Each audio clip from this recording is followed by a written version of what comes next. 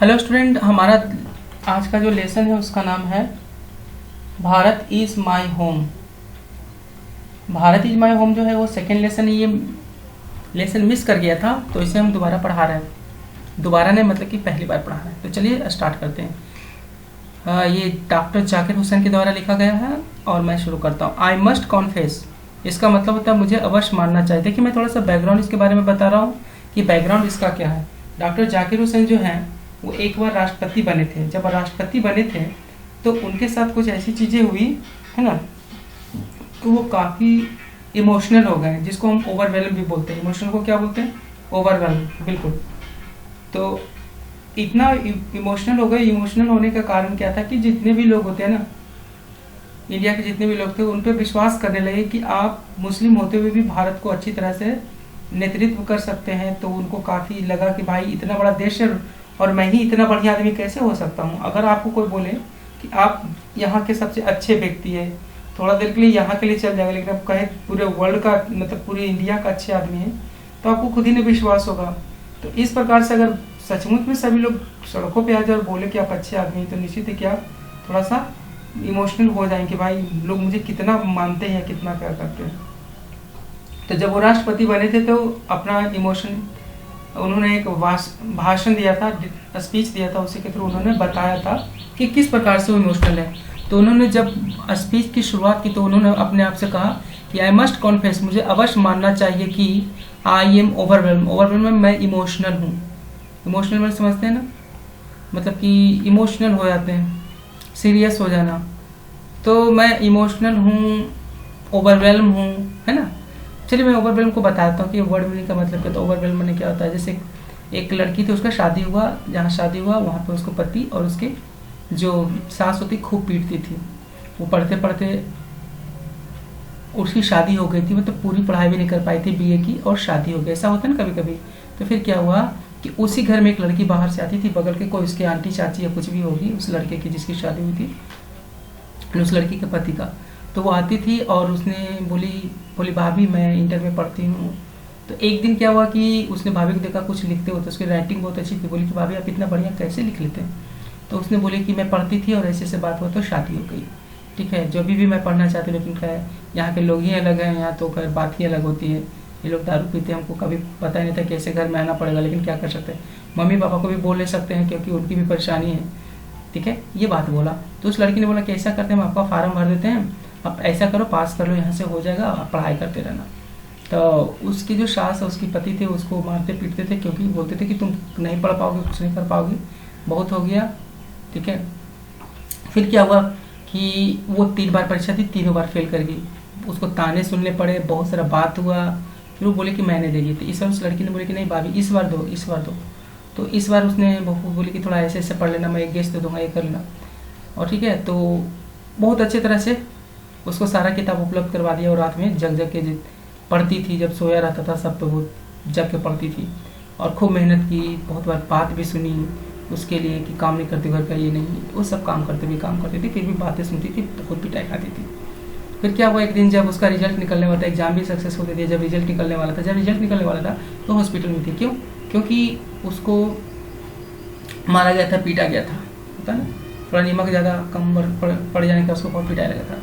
अब क्या हुआ कि जिस दिन हॉस्पिटल में वो पड़ी हुई थी, रात में गई थी, सवेरे रिजल्ट निकला तो पेपर पर उसी का चित्र छपा हुआ था। क्या छपा हुआ था? चित्र, मतलब चित्र बोले पिक्चर। हाँ, तो वो जो हॉस्पिटल के सभी लोग भुनभुनाने लगे, इसके सर में पट्टी बंधी हुई थी, ये बेसुध अवस्था में पड़ी हुई थी। फिर इसको होश आया लगभग 12-1 बजे, तब वो देखती कि सभी लोग उसके सामने खड़े हैं और बोल रहे हैं कॉन्ग्रेचुलेशन कॉन्ग्रेचुलेशन।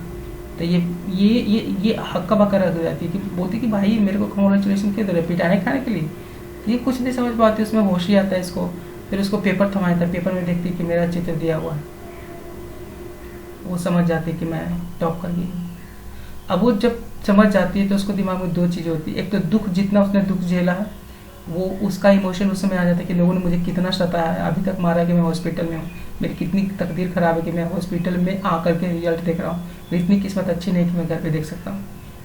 ये लोगों ने मुझे बहुत मारा, पढ़ने नहीं दिया था, किताब फाड़ देते थे, छीन लेते थे, बोलता बहुत पढ़ के कर लेगी, अच्छे अच्छे के तो हालत ख़राब हो गई, तू क्या कर लेगी, ज़्यादा मत दिखा। पति भी मारता था, हाथ तोड़ दिया था पिछली बार। ये हुआ था, वो हुआ था, और आज पूरी दुनिया सामने सैल्यूट करने के लिए तैयार है। टीवी खोला गया, टीवी पे उसका नाम आ रहा था, इस लड़की ने इतने नंबर लाए हैं और यहाँ के रहने वाली है। तो आप सोचिए कि उसको खुशी भी हो रही थी बहुत ज़्यादा, अब बहुत ज़्यादा दुख भी हो रही थी। तो वो क्या थी, ओवरवेल्म थी। ओवरवेल्म का मतलब आपकी आवाज़ नहीं निकल रही कि मैं खुश हूँ कि नाराज हूँ, वैसे स्थिति को बोलते ओवरवेल्म। तो वही कह रहा है कि जब डॉक्टर जाकिर हुसैन को उनको सभी लोग बोले कि मैं आप में विश्वास करता हूँ, आप कर सकते हैं, पूरा देश के लोग बोलने लगे और सब आंखों के सामने उनको होने लगा, तो निश्चित है वो भी उसी लड़की की तरह क्या हो गए, ओवरवेल्म हो गए। तो वो कह रहे हैं कि मुझे इस बात को अवश्य मानना चाहिए कि मैं बिल्कुल तरह से ओवरवेल्म हूँ। किस कारण से? बाय द ट्रस्ट, विश्वास के कारण से, है ना।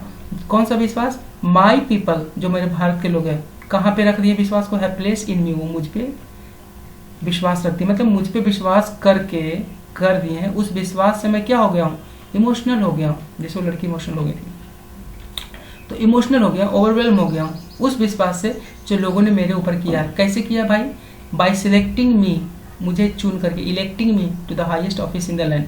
लैंड का मतलब देश, इस देश के सबसे बड़े ऑफिस में, highest office in the land, देश के सबसे बड़े ऑफिस में लोगों ने मुझे चुन करके जो मुझ पर विश्वास किया है, उस विश्वास से मैं भाव विभोर हूँ, एकदम इमोशनल हो गया उस लड़की की तरह।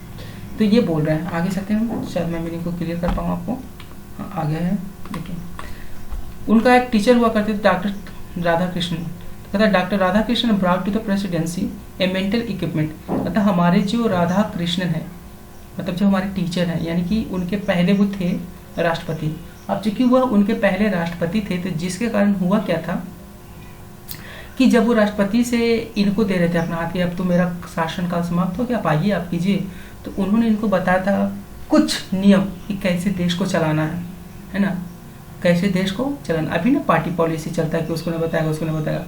पहले क्या होता था कि लोग देश पे बहुत ज़्यादा प्यार करते थे, अभी भी करते हैं, लेकिन वो वाली बात है, अभी वाली बात में थोड़ी सी अंतर हो जाती है, मैं एक्सप्लेन नहीं करना चाहूँगा। तो वो राधा कृष्ण जब हट रहे थे तो उनको प्रेसिडेंसी, मतलब कि डॉक्टर जाकिर हुसैन को एक मेंटल इक्विपमेंट दिए थे। कि मेंटल इक्विपमेंट का मतलब क्या होता है? मेंटल मतलब मानसिक, इक्विपमेंट का मतलब यंत्र, मतलब उनके दिमाग में एक ऐसी बात डाल दी, है ना, मेंटल इक्विपमेंट ऐसी बात डाल दी कि, और मेंटल इक्विपमेंट ने 3-4 गुण दिए उसने। पहला तो मेंटल इक्विपमेंट था, दूसरा ए डिग्री ऑफ इरुडेशन, है ना, डिग्री ऑफ इरुडेशन का मतलब था विद्वानता का हद, और वेल्थ ऑफ एक्सपीरियंस, और अनुभव का धन। तो ये 3 प्रकार के गुण उनको दिए कि देखिए 3 प्रकार के गुण जो है ना आपको जरूरत पड़ेगी। क्यों? क्योंकि आप इमोशनल आदमी हैं, तुरंत में इमोशनल हो जाएंगे, इमोशन से काम नहीं चलता है। अगर मान लिया देश में परेशानी कुछ हो गई, कोई रोते हुए आपके पास आएगा, तो अपना पॉलिसी आप बदल दीजिएगा। एक देश, एक रोने वाले आदमी के सामने इमोशनल होना ठीक है, लेकिन आप देश चला रहे हैं, तो इसीलिए आपके पास कुछ क्वालिटी होनी चाहिए। ठीक है, मैं देखता हूँ कि आप इमोशनल होकर के ये चीज़ करते हैं, कोई भी चीज़ करते हैं, तो आप ऐसा कीजिए, ठीक है, ओवरवेल्म होना ठीक है, लेकिन ज़्यादा इमोशनल मत होइए।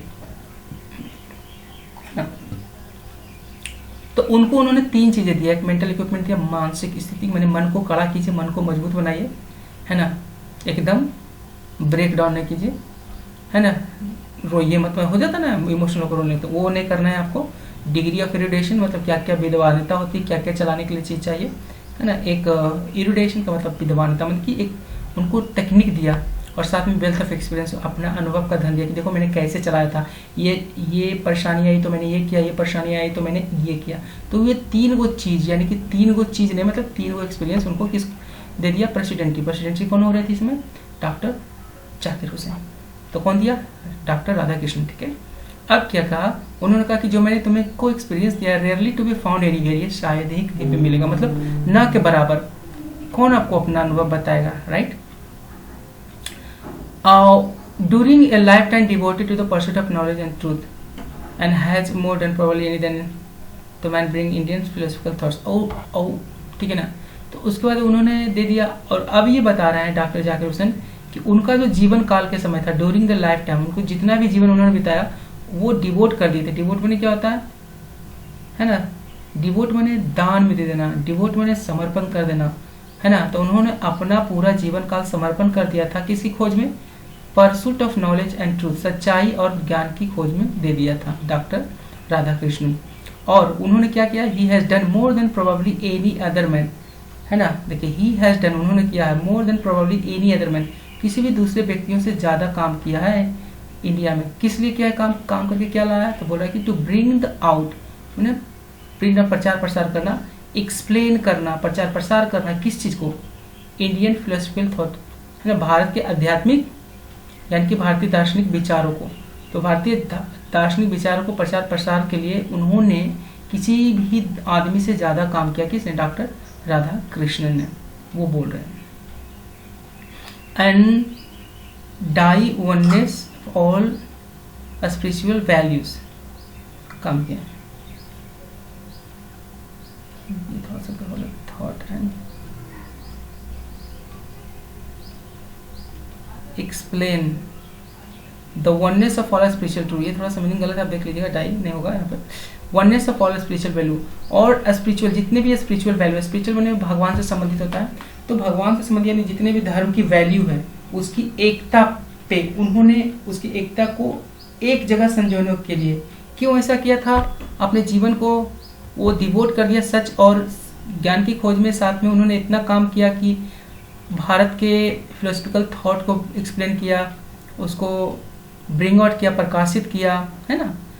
और उसके साथ ही साथ भारत में जितने भी धर्म थे उस धर्म को एक धागों में पुरोया, क्योंकि अलग अलग धर्म के लोग हिंदू मुस्लिम में लड़ जाते हैं, ये लड़ा झगड़ा हो जाता है। तो उन्होंने ऐसा लड़ाई को हटाने के लिए, क्योंकि लड़ाई पहले भी होता था और लोग बंटवारे के बाद, इंडिया पाकिस्तान के बंटवारे के बाद हिंदू मुस्लिम करने लगे थे, तो उन्होंने क्या किया कि उन्होंने पूरे जो स्पिरिचुअल वैल्यू होती है सभी को एक करने के लिए उन्होंने बहुत ही काम किया दूसरे आदमी की तुलना में, ताकि लोग लड़े ना, है ना। सभी धर्म एक है तो उसको संजोने के लिए, उसको एक बनाने के लिए।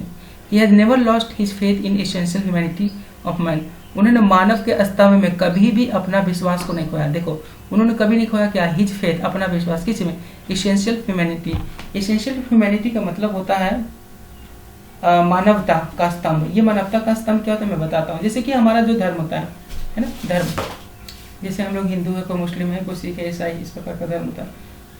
फिर देश का, जैसे देश इंडिया है, पाकिस्तान है, तो इस प्रकार देश का भी होता है। तो मैं आपको बता रहा हूँ कि इसेंशियल ह्यूमैनिटी क्या है।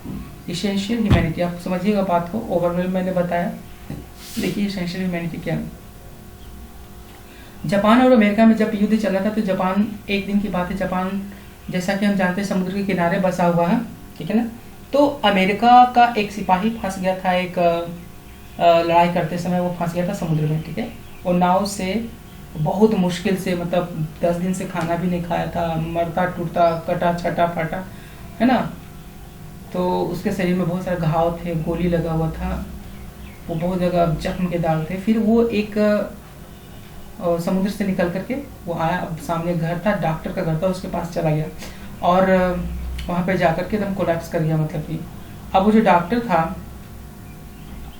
ठीक है ना, वो जो डॉक्टर था, तो उसने सोचा कि अब ये अमेरिकन है, तो अगर अमेरिकन था और उसका लड़ाई कैसे चल रहा था, वो जापानी था, डॉक्टर जापानी था और अमेरिकन था, अमेरिका जापान में लड़ाई चल रहा था।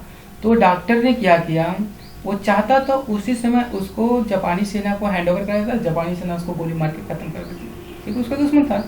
लेकिन उसने क्या किया, सबसे पहले उसने ये अपने आप से बोला कि मैं इसको कैसे मारूं, मेरे पास आया है इलाज के लिए कि मुझे बचा लो। उसने बोला था से भी मुझे बचा लो, उसके पैर पे गिर गया।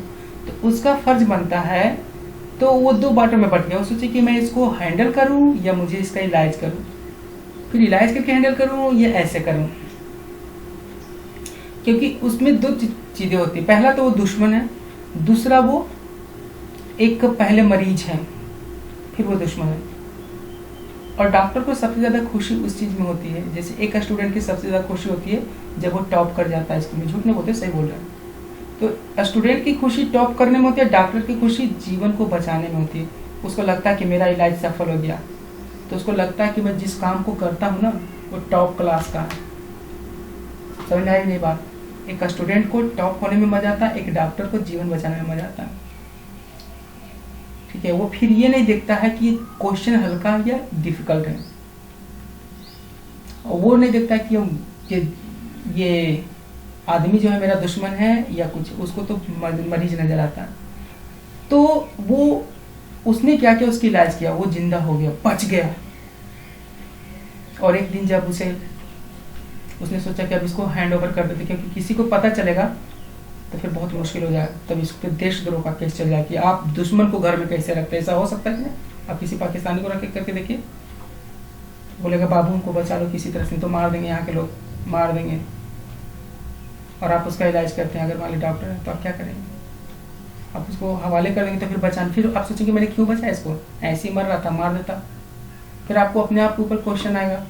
तो उसी प्रकार से यहाँ पर होता क्या चीज़ है कि आप हिंदू मुस्लिम को जगह नहीं देते, बल्कि आप किसकी जगह दे रहे हैं? मानवता का। तो उसी मानवता के इसेंशियल ह्यूमैनिटी में उन्होंने कभी अपना विश्वास नहीं खोया। अब वो डॉक्टर उसने क्या किया कि उसको नाव पे बिठा करके उसको भेज दिया, बोला कि यहाँ से तुम चले जाओ, वहाँ पे एक आइलैंड है, मैं टॉर्च दिखा देता हूँ, रात में निकल जाओ, वहाँ पे आएगा, फिर अपना तुम इंतजाम कर लो, मैं तुम्हें नहीं मार सकता। तो उसने अपने दुश्मन को भी बचाया, इलाज किया उसका। क्यों? वो दुश्मन समझता था? नहीं, वो अपना काम समझता था। काम नहीं, अपना ड्यूटी समझता था। तो सबसे पहला हमारा ड्यूटी किसकी ओर है? धर्म की ओर कि मानवता की ओर? हिंदू मुस्लिम देखेंगे कि पहले हम अपना काम करेंगे? तो निश्चित है अगर लोग हिंदू मुस्लिम ही देखें तो सबसे पहले जो मुसलमान आएगा उसको सामान नहीं देगा, बोले ही मुस्लिम को हमने बेचते हैं, उससे पैसा नहीं लेते हैं। ऐसा कर सकता है कोई? नहीं, बिल्कुल नहीं करेगा। तो जहाँ पे पैसे लेने की बात है लोग कहते हैं हाँ ऐसे बोलते हैं हिंदू मुस्लिम, तो गलत चीज़ है, बिल्कुल गलत चीज़ है। सबसे पहले मानव है, उसने मानव की सेवा किया, उसी को बोलते हैं कि उन्होंने इसेंशियल ह्यूमैनिटी के ऊपर अपना विश्वास नहीं खोया। आगे देखते हैं। And himself never cease to champion all rights of human to live in dignity and with justice. और उन्होंने अपने आप को कभी भी नहीं रोका। सीज में रोकना, चैंपियन करने का मतलब होता है, ठीक है, चैंपियन करने का मतलब होता है लीडर की तरह आगे बढ़ाना, उस बात को बढ़ाना, चैंपियन करना है ना, लीडर की तरह बढ़ाना। तो उसने अपने आप को लीडर का रोल में प्ले किया, किसके लिए? The right of all man, ताकि सभी जो लोग हैं वो जिंदा रहें इज्जत से और न्याय के साथ। तो सोचिए कि उन्होंने अपनी मानवता में, मैंने बता दिया था एसेंस ऑफ ह्यूमैनिटी, कि पहले मानव धर्म रखते हैं, सबसे बड़ा धर्म है मानव धर्म, हिंदू मुस्लिम नहीं। तो सबसे बड़ा धर्म में उसने कभी भी अपना विश्वास नहीं खोया। इसी कारण से वो सभी आदमियों के लिए, वो उसके राइट के लिए एडवोकेसी करते थे, चैंपियन बन गए उसका, कि हम तुमको दिलवाएंगे अधिकार, है ना, ताकि तुम डिग्निटी में रहो और जस्टिस में रहो। चलिए पैराग्राफ 3 करते हैं। वो अब कहते हैं कि I can assure you that, मैं तुम्हें विश्वास दिला सकता हूँ कि I enter this office in the spirit of prayerful humility and total dedication. कहता आई कैन एश्योर यू, मैं तुम्हें भरोसा दिला सकता हूँ कि आई इंटर दिस ऑफिस। अब वो बोल रहे हैं अपने ऑफिस के बारे में, बाकी तो उन्हें मानवता के बारे में जो बोलना था बोल दिए। अब वो बोल रहे हैं अपने ऑफिस के बारे में कि भाई देखो जो मैं ऑफिस जा रहा हूँ उसका नाम राष्ट्रपति भवन है, और मैं इसमें प्रवेश करता हूँ इन the spirit of prayerful humility. देखो स्पिरिट का मतलब क्या होता है? स्पिरिट का मतलब होता है जज्बा, है ना, उस स्पिरिट मतलब कि उद्देश्य, जज्बा। तो इसको भी मैं बताता हूँ स्पिरिट मैंने क्या होता है ना। उदाहरण के लिए जैसे कि मैं स्टेशन पे खड़ा हूँ, एक कोई लेडीज है ना, कोई लड़की है, और मेरे स्टूडेंट की उम्र की है 16-17 साल 18 साल की उम्र की है, पढ़ने आती है, और मैं वहीं पे पढ़ने जा रहा हूँ। मैंने उसको देखा, वो किताब में कुछ लिखी हुई थी इंग्लिश, और उसको, मैं भी वहाँ पे बैठा हूँ, वो भी बगल में बैठ के पढ़ रही, कुछ लिखा हुआ था और पढ़ने की कोशिश कर रही, और आँख को थोड़ा दबा रही, उसको समझ में नहीं आ रहा, मुझे ऐसा पता चल गया कि उसको समझ में नहीं आ रहा, और पढ़ने की कोशिश कर रही है, अंडरलाइन किया हुआ था। तो मैंने देखा और बोला कि इसका मतलब ये होता है, इसका मतलब ये होता है, ये होता है, होता है। उसने पूछी मुझसे नहीं, मैं, लेकिन मैंने उसको बता दिया, ठीक है। तो मैंने उसकी क्या किया, मैंने उसकी मदद की, है ना। तो मैंने उसको बताया कौन से स्पिरिट में, इन the spirit of helping, in the spirit of helping. मैंने उससे किस रूप में बात किया? इन द स्पिरिट ऑफ हेल्पिंग। मेरा उद्देश्य क्या था, किस उद्देश्य से मैंने मदद किया? इन द स्पिरिट ऑफ हेल्पिंग। तो मेरा उद्देश्य था कि मैं उसकी मदद कर दूँ, इस उद्देश्य से मैंने उसको बताया। उसने क्या बोली, तेरा कौन बोला को है, तेरा कौन बोला? तो पूछे गए कि तू बता हिमाल में चलो मुँह में रंग दबो। समझ में आ गया? मैंने जिस स्पिरिट से उसको बताया वो हेल्प का स्पिरिट था। कौन सा स्पिरिट था? हेल्प का। लेकिन समझ गया कुछ और स्पिरिट, गंदा स्पिरिट से इसने मेरे को बताया। समझ में आ रही बात? तो स्पिरिट भी अलग तरह के हैं। आप जैसे कि बहुत सारे लोग बहुत दूर दूर से आते हैं पढ़ने के लिए, वो आते हैं एकदम बहुत तेजी से एकदम पैदल जाते हैं अपने कोचिंग की तरफ। आपको लड़का इधर उधर 12-17 देखते रहता है, नहीं रहेगी नहीं रहे। समझ में आ रहा है? फिलहाल तो नहीं हो रहा लॉकडाउन है। तो वो होता क्या चीज़ है, उसका स्पिरिट पढ़ने का नहीं है, उसकी आत्मा पढ़ने में नहीं घुसी है, उसकी आत्मा समझ रहे हैं कहाँ घुसी हो, तो आपको पता ही होगा, मेरे बोले से पहले आप समझदार हैं। तो इसी प्रकार से बोले कि मैं इस ऑफिस में जा रहा हूँ कि जो मेरी आत्मा में जो स्पिरिट है ना, जो मेरा जो जज्बा है ना, वो प्रेफुल ह्यूमिलिटी है। मतलब मैं विनम्रता के साथ जा रहा हूँ, एकदम स्पिरिट ऑफ प्रेफुल, एकदम हाथ जोड़ कर प्रेयर करते हुए। ह्यूमिलिटी का मतलब होता है भावना, है ना, मतलब विनम्र भावना से, हाथ जोड़ के विनम्र भावना से मैं भारत के राष्ट्रपति भवन में जा रहा हूँ। और साथ ही साथ मैं उसमें क्या, और साथ में टोटल डेडिकेशन, मतलब संपूर्ण समर्पण, कि मेरी जिंदगी देश के नाम है, मैं मरूँ तो मरूँ, कोई फर्क नहीं पड़ता, लेकिन जितना लोग मेरे को विश्वास किया, मैं सबके लिए वो काम करूँगा जो मुझे चुना गया करने के लिए। उस भावना के साथ में प्रवेश करता हूँ। उन्होंने ये भी कहा कि I have just taken oath of loyalty, मैंने अभी लॉयल्टी का मतलब होता वफादारी, मैंने अभी वफादारी का शपथ लिया। कि चीज़ का वफादारी? To the Constitution of India, भारत के संविधान की वफादारी, कि मैं भारत के संविधान में जो कुछ भी लिखा हुआ है मैं उसको कभी नहीं तोड़ूंगा और हर हालत में मैं उसको निभाऊंगा। ठीक है, अब बोल रहे हैं it is a constitution of relatively new state. अब ये भी बताना चाहते हैं कि भाई जो भारत के संविधान है वो तुलनात्मक रूप से नया स्टेट है। नया स्टेट का मतलब नया राज्य।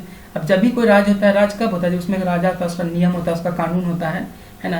अब उस समय चूंकि देश आजाद हुआ था तो पूरे देश को राज्य ही माना जाता था। राज्य का मतलब अपना राजा और उसका संविधान का पालन करना। अब पूरा देश उस प्रकार से अपना एक ही राजा है, नरेंद्र मोदी फिलहाल एक ही राजा है और उसी के संविधान को मान कर रहा है। वो बोलेंगे लॉकडाउन करो तो पूरे देश में लॉकडाउन।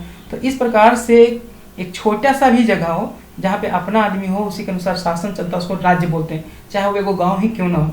तो इस प्रकार से वो राज्य हुआ, ठीक है ना। तो कह रहा है कि जो भारत एक नया स्टेट है, राज्य है, वो तुलनात्मक रूप से कंपैरेटिवली का मतलब था तुलनात्मक रूप से कैसा है?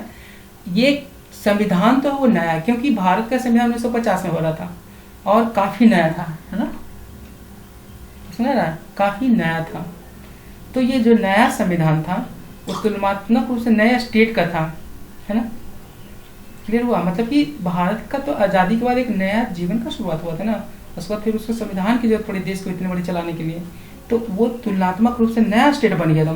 पहले उसको राजा कोई और था, कोई और चलाता था, कोई और कहाँ, अंग्रेज चलाता था। अब आज़ादी के बाद किसी और दूसरे के हाथ में आ गया। तो वही बोल रहा है कि यहाँ का संविधान भी नया हो गया था। ये जो संविधान था एक नए स्टेट का संविधान था जो किसको मिला था?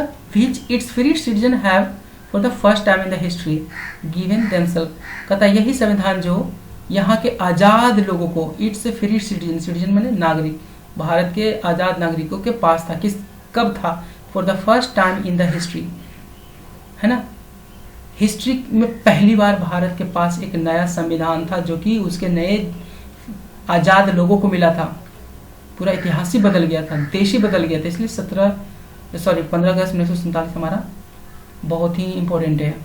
तो ये हिस्ट्री में दिया गया था। किसको दिया था? गिवन टू देमसेल्फ, भारत के लोगों ने अपने आप को दिया था। ये संविधान अपने लिए बनाया था कि अंग्रेजों के लिए बनाया था? अपने लिए बनाया था। तो अपने आप को दिया हिस्ट्री में पहली बार। कहता it is young a state of ancient people. अब यहाँ पर देखिए क्या कहा जा रहा है, इट इज़ यंग स्टेट, यानी कि ये जो यंग स्टेट है, मतलब ये यंग क्यों है? क्योंकि भारत आज़ाद हुआ उसके बाद तो नया संविधान, नया राजा, मैंने पहले भी बताया कि एक नया राजा होता है तो पूरे देश के लिए नया होता है। और एक राज्य हम क्यों बोल रहे हैं? राज्य का मतलब होता है, अभी फिर से बता देते हैं, राज्य का मतलब होता है एक राजा जो पूरे, जो भी छोटा सा जगह या बड़ा हो या अमेरिका हो या कुछ भी हो, उसको पूरा को संभालना। अब इंडिया में कौन है? प्रधानमंत्री पूरा चला रहा है इंडिया को। तो वो क्या, इंडिया एक राज्य हो गया क्योंकि उसका एक राजा है। राज्य में एक राजा, इसलिए स्टेट बोला जा रहा है बार बार। आप भी सोच रहे हो कि स्टेट क्यों बोल रहे हैं, कंट्री बोलो यार। तो थोड़ा सा ये मसला है यहाँ पे, इसको समझने की कोशिश कीजिए, ठीक है ना। तो कहता है यही जो राज्य है ना, इसके फिर सिटीजन को दिया गया। कहता है इट इज यंग स्टेट, ये एक नया राज्य है। ये नया राज्य किसका? Of ancient people. मतलब कहने का मतलब हमारा संविधान तो नया होगा लेकिन बनाने वाले जो इसको लोग हैं, महात्मा गांधी, ये सब क्या है? पुराने हैं। हम लोग की तुलना में तो पुराने हैं ना, कहाँ चले गए? उनको रुपया में नाम आ गया। तो वो मतलब जो बनाने वाले लोग नए हैं क्योंकि वो उन्होंने झेला है अंग्रेजों को, पूरा जख्म से भरे हुए, तो वो पुराने लोग हैं। लेकिन हमारा जो संविधान बना वो नया कि पुराना? तो नया है, यानी कि राज्य नया है, संविधान नया है और बनाने वाले उसके लोग पुराने, यानी कि वो कैसा संविधान है? तो कह रहा है it is young state of ancient people. Clear हुआ? कहता वह यंग लोग मतलब पुराने लोग, who through a long millennium, मतलब कि हजारों साल, लंबे सदियों से, है ना, through the cooperation of diverse ethnic elements. अब देखिए क्या होता है, थ्रू द कॉपरेशन, सहायता के द्वारा, किस चीज की सहायता? Of diverse ethnic element. अब एथनिक का मतलब होता है डाइवर्स, भिन्न भिन्न भिन्न एथनिक का मतलब होता है एथनिक एलिमेंट, है ना, सांप्रदायिक तत्व। तो विभिन्न प्रकार के सांप्रदायिक तत्वों को कॉपरेशन से सहयोग के द्वारा हजारों साल मेहनत करने के बाद उन्होंने क्या किया, have striving to realise timeless, उन्होंने टाइमलेस एब्सोल्यूट वैल्यू, है ना, को महसूस कर लिया in their own peculiar way, है ना। अब देखिए यहाँ पर बोला क्या जा रहा है कि जो पुराने लोग थे जिन्होंने इस नए राज्य को जन्म दिया, उन्होंने बहुत सदियों से बहुत स्ट्रगल करके विभिन्न प्रकार के एथनिक, है ना, एलिमेंट्स, तत्वों को मिला करके, एथनिक सांप्रदायिक तत्वों को विभिन्न प्रकार के, जैसे हिंदू हो गया, मुस्लिम हो गया, सिख हो गया, ईसाई हो गया, सबको मिला करके उसके सहयोग से बहुत मेहनत करने के बाद उन्होंने एक ऐसा रियलाइज किया, timeless absolute value in realise किया, किस चीज़ का, इस संविधान का, है ना। कैसे रियलाइज किया, इन देयर ऑन पिक्युलियर वे, अपने अनोखे महत्वपूर्ण अंदाज में, है ना, अनोखे अंदाज में, इन देयर पिक्युलियर। अब देखिए करना क्या है, मैं बता रहा हूँ। हाँ, जो पुराने लोग थे उन्होंने बहुत सफ़र किया, सफ़र करने के बाद सभी चीज़ों को कंबाइन कर दिया, विभिन्न प्रकार के डाइवर्स एथनिक एलिमेंट को कंबाइन कर दिया, हिंदू मुस्लिम सबको मिला दिया और उसके अनुसार उन्होंने अपना संविधान लिख दिया कि सबको बराबर का अधिकार हो। तो जब ये उन्होंने किया तो उन्होंने ऐसा महसूस किया कि उन्होंने भारत के संविधान को टाइमलेस बना दिया, एब्सोल्यूट बना दिया। एब्सोल्यूट का मतलब जीरो का मान कभी बदला है, कभी नहीं बदला है, बिल्कुल एब्सोल्यूट, मैंने बिल्कुल वही जस का तस बना दिया, मैंने कि वो ऐसा ठोस बना दिए संविधान को कि चाहे दुनिया के कोई भी कोना हो जाए, है ना, उसका वैल्यू कभी कमेगा नहीं। भारत के संविधान अभी भी दुनिया में सबसे बड़ा लिखित संविधान, आपको पता होना चाहिए। तो उन्होंने ऐसा बना दिया, एकदम किला ठोक बना दिया, ताकि लोग आज भी उसको नाम लेते हैं भारत के संविधान, क्योंकि उन्होंने संविधान बहुत बड़ा था। चर्चिल विल्स, तो उसमें यूके के प्राइम मिनिस्टर थे, प्राइम मिनिस्टर बोले तो पीएम बोले तो प्रधानमंत्री थे, यूके बोले तो लंदन बोले तो इंग्लैंड का, आप समझे, इंग्लैंड का प्रधानमंत्री। उसमें बोला था कि भारत जल्दी टूट जाएगा, क्योंकि उसका संविधान जो बना हुआ है, ठीक है, लेकिन यहाँ पर बहुत प्रकार के इथनिक एलिमेंट्स है, वो लड़ेंगे झगड़ेंगे तो संविधान का पालन नहीं करेंगे, ये हो जाएगा, वो हो जाएगा, दिस हो जाएगा, इंडिया खत्म हो जाएगा। लेकिन अभी तक इंडिया है और बहुत अच्छा काम कर रहा है, लोगों को बहुत ज़्यादा कहा जाता है भारत को कि इसके पास सबसे लंबा संविधान है। तो उन्होंने सभी को पिरो करके एक एब्सोल्यूट वैल्यू प्राप्त कर लिया था संविधान के प्रति, जो हमारे पुराने लोग थे जिन्होंने नए राज्य को बनाया। तो ये जब बनाए थे तो अपने तरीके से बनाए, बेसिस प्रकार के बनाए, ठीक है, जो कि बहुत आसान काम नहीं था। तो एब्सोल्यूट वैल्यू का मतलब, टाइमलेस वैल्यू का मतलब क्या होता है, जैसे मैं बता रहा हूँ टाइमलेस एंड एब्सोल्यूट क्या होता है। देखिए मैं यहाँ पर बताता हूँ। मान लीजिए अभी आप पढ़ रहे हैं, 50 साल बाद पहले भी पढ़ते थे, क्या उसमें शिक्षा का महत्व कम था या ज़्यादा था? वो भी उसी समय भी उतना था, शिक्षा उतना जरूरी था। आज भी शिक्षा उतना जरूरी है, और अगर 50 साल बाद भी पढ़ेंगे तो क्या किताब की वैल्यू घट जाएगी? नहीं, तब पर भी उतना ही बोलेंगे कि बिना शिक्षा के कुछ संभव नहीं है। तो शिक्षा क्या है? टाइमलेस वैल्यू वाला चीज़ है, मतलब कोई भी टाइम हो जाए, सुबह हो, शाम हो, रात हो, दिन हो, शिक्षा होता है, नॉलेज होता है। रात को पढ़िए उतना ही आएगा, दिन को पढ़िए उतना ही होगा, और जितना आएगा उतना ही काम देगा आपको, है ना। पैसा का वैल्यू कम जाता है, कभी कभी प्याज की वैल्यू भी घट जाता है, 120 रुपये किलो हो जाता है, तो पैसा का वैल्यू ऊपर नीचे हो जाता है ना। प्याज तो वही रह जाता है, लेकिन वैल्यू ऊपर नीचे होता है, तो पैसा की वैल्यू ऊपर नीचे होगा। लेकिन ये जो संविधान उन्होंने बनाया, जो शिक्षा बनाया, एक प्रकार का शिक्षा हमारे लिए, तो इसकी वैल्यू कभी भी नहीं होती ऊपर नीचे। ये हमेशा आज भी उतना ही महत्व रखता है, कल भी उतना ही महत्व रखेगा, ठीक है। क्योंकि जो नहीं पढ़ते हैं बोलते कि पढ़े लिखे होते हैं तो हमको बहुत अभी अच्छा जॉब मिलता, तो उनको पता है कि शिक्षा का वैल्यू वहाँ भी था, इसलिए आपके मम्मी पापा नहीं पढ़ते थे, आपको बोलते हैं कि हम तो नहीं पढ़े, तुमको मार के कूट देंगे, पढ़ा देंगे। क्यों? क्योंकि उनको पता चल गया कि शिक्षा का वैल्यू पहले भी था और आज भी है, आने वाले कल में भी होगा। तो उस शिक्षा का वैल्यू क्या है? टाइमलेस एंड एब्सोल्यूट है, यही बोल रहे हैं। थोड़ा सा और रह गया। कहता उन्होंने क्या कहा कि I pledge myself to the service of those value, मैं उन वैल्यू की सर्विस के लिए अपने आप से वादा करता है ना, कि मैं जो वैल्यू भारत के संविधान में मैं उसकी सेवा करूंगा। कहता for those some concrete realisation of value may become inadequate with the change of circumstances. अब ये भी वो बोल रहे हैं एक तरह से कि भाई हालांकि सम कंक्रीट रियलाइजेशन, कुछ ठोस जो है ना बदलाव है, रियलाइजेशन है। रियलाइजेशन का मतलब होता है महसूस करना, मतलब कि उसको रियलाइज करना, फिर से फ्रेश करना। पता है कि ये जो कुछ ठोस रियलाइजेशन है, किस वैल्यू का, वही वैल्यू का जिसको मैं सेवा करना चाहता हूँ संविधान के वैल्यू का, वो कम पड़ जाएगा। कब? With the change of circumstances, है ना। अगर परिस्थितियां बदलेगी तो उसकी वैल्यू भी कम होगी, ऐसा होगा। लेकिन संविधान की जो एब्सोल्यूट वैल्यू है, उसका जो मान्यता है जिससे देश चल रही है, वो हमेशा लागू रहेगा, वो एब्सोल्यूट है, वो कभी कम नहीं होने वाला। अब देखिए धारा 370 सॉरी जो CAG वाला आया आपका अभी थोड़ा देर पहले दिल्ली में शाहीन बाग में जो हुआ था कांड, तो वो क्या था, अभी लोगों ने संविधान में ऐसा लागू कर दिए थे मोदी सरकार कि जो प्रवासी हिंदू हैं, जो पाकिस्तान में रहते हैं हिंदू, इंडिया में आकर बस सकते हैं, उनका घर ये, और यहाँ का जो मुस्लिम है उसको भगा दिया जाएगा। ये समथिंग लाइक दैट, मुझे पता नहीं इस बारे में, मैं बोल नहीं सकता, लेकिन कुछ ऐसा ही कानून था।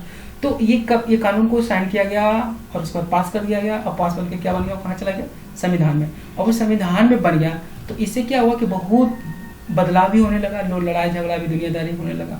तो इससे क्या हुआ कि संविधान तो लागू, उसकी एब्सोल्यूट वैल्यू तो लागू, लेकिन क्या हुआ कि समय परिस्थिति बदलने के साथ साथ उसका जो कंक्रीट रियलाइजेशन है वो क्या हो गया, इनएडिक्वेट हो गया। क्या इनएडिक्वेट मैंने मतलब कि उतना प्रभावशाली नहीं रहा। इनएडिक्वेट का मतलब होता अपर्याप्त हो गया, है ना, मतलब संपूर्ण नहीं रहा, मतलब कि लग रहा है कुछ कमी है उसमें, ये सही कानून नहीं है।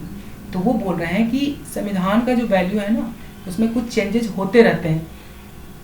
लोकसभा राज्यसभा में बनाए जाते हैं कानून, फिर उसको लागू किए जाते हैं, फिर उसका हिस्सा बन जाता है किसका, संविधान का।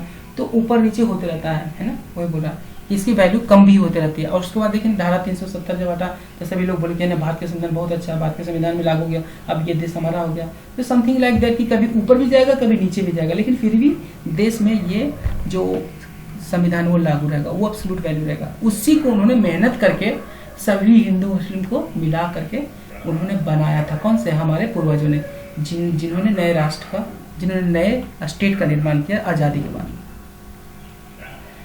चलिए आगे देखते हैं। कहता the value remains eternally value. Value जो है संविधान को तो रहवे कर एकदम शाश्वत, एटर्नली में हमेशा के लिए वैलिड रहेगा, और वो दबाते रहेगा कि हमको फिर से नया करो, फिर से नया करो, मैंने संविधान में कुछ न कुछ चेंज होते रहेगा। इसीलिए तो संसद भवन बैठता है ना, पार्लियामेंट बैठता है ताकि कुछ नया संविधान किया जाए, देश की उन्नति के लिए संविधान किया। तो वो कभी अच्छा कानून बन जाएगा, कभी थोड़ा सा किसी के पल्ले में झुक जाएगा, किसी के अगेंस्ट में हो जाएगा, तो वो थोड़ा सा इधर उधर होता रहेगा, लेकिन फिर भी इसकी वैल्यू मान्य रहेगी। अब वो कहना चाहते हैं कि हमारा जो पास्ट वो डेड नहीं है, ना ही वो गतिहीन है ना। और past is not dead necessary. कहता है हमारा जो पास्ट है वो जिंदा है, डायनेमिक है, गतिशील है, और ये हमेशा एक काम में लगा हुआ है। दोनों क्या क्या डायनेमिक, हमारा जो पास्ट क्या है, एक काम में लगा हुआ है, इन्वॉल्व है किसी में, in determine the quality of present. आज की जो क्वालिटी है हमारे पास्ट से बना चुकी। पास्ट में हमने पाया क्या, आज़ादी, तब जाके आज क्वालिटी बढ़िया है। अगर पास्ट में हम आज़ादी नहीं पाते तो आज क्वालिटी नहीं होती। तो डिटरमिनिंग का मतलब होता है निश्चित करना, वो हमारी क्वालिटी को निश्चित कर रहा है। कौन? पास्ट। किसकी क्वालिटी? क्वालिटी ऑफ प्रेजेंट की। आज हम प्रेजेंट क्यों अच्छा है? क्योंकि पास्ट हमारा अच्छा है। आप कल खूब मेहनत किए थे, खुद पढ़े थे, तो आज निश्चित ही अच्छा लिखेंगे एग्जामिनेशन में, लेकिन कल अगर पास्ट में अच्छा नहीं किए तो प्रेजेंट नहीं होगा, क्योंकि प्रेजेंट की क्वालिटी पास्ट से आती है। ठीक है, वो जो पास्ट जो है वो प्रोस्पेक्ट ऑफ आवर फ्यूचर, वो हमारे फ्यूचर की भी संभावना को निर्धारित करता है ना, कि हमारा फ्यूचर कैसा होगा। अगर आपने मेहनत किया हुआ है पास्ट में तो आपका प्रेजेंट तो अच्छा ही होगा, फ्यूचर भी अच्छा होगा। तो यही हम रहते हैं 3 तक, और कल मिलते हैं 4 में।